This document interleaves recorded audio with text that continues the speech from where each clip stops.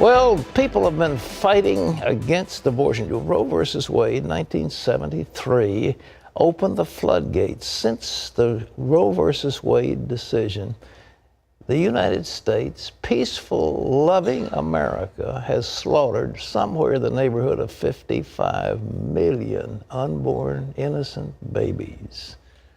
Well, for decades, the fight against abortion has focused on protests, prayer, and elections. But now some people have a new strategy to go after the lifeline of the abortion industry: money and workers. Paul Strand brings us that story. Since 1992, 2/3 of the abortion clinics in America have shut down permanently. But Mark Crutcher and his group Life Dynamics aren't stopping there.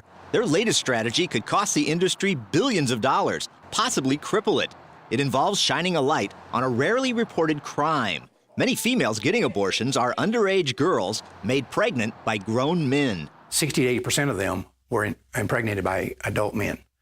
So it's statutory rape and sexual abuse and aggravated sexual abuse of minors. By law, abortion clinics must report such crimes. But Life Dynamics' undercover investigations found otherwise. Planned Parenthood and the National Abortion Federation clinics and all these others are openly flaunting their state mandatory reporting laws. Would you guys have to tell anybody?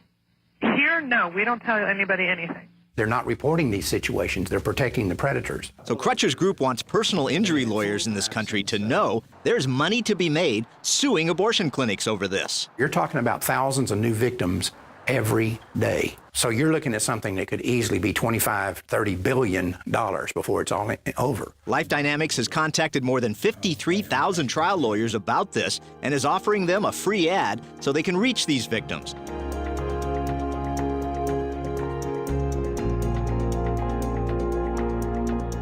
And Crutcher says his phone is ringing off the hook. Hundreds of miles away near Austin, Texas, one of the pro-life movement's more controversial figures pursues a different tactic.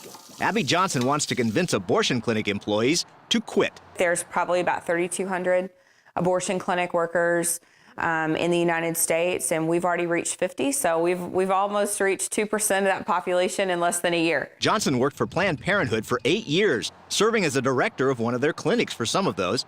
Other abortion defectors in the past have made a good living doing speeches and appearances before pro-life groups, which is pretty much what Johnson is doing full-time now.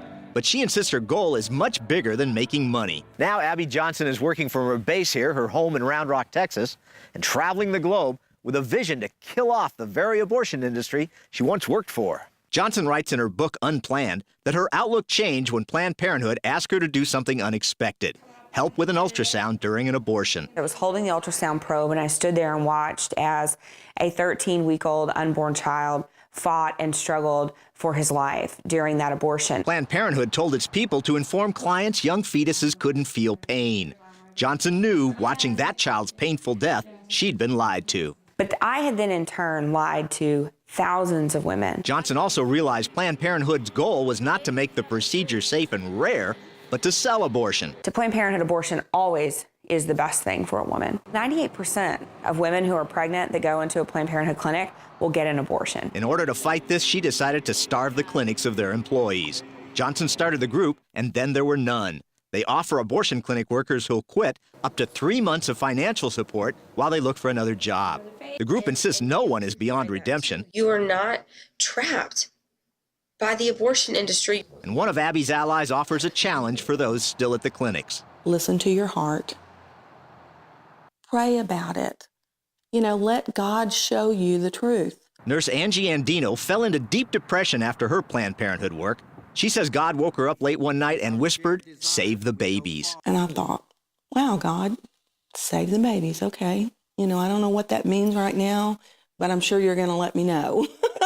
Then a job opened up at a pro-life pregnancy center where Andino began a career saving and delivering thousands of babies. A turnaround she believes could happen for any abortion worker who flees. Their stories can be just like that. And that would help fulfill the vision statement of Johnson's group. No abortion clinic workers, no abortion clinics, no abortions. American women still get more than 1 million abortions a year. What if there comes a day when all those abortion clinic workers have quit and there's no one left to do them? Paul Strand, CBN News, reporting from Round Rock, Texas.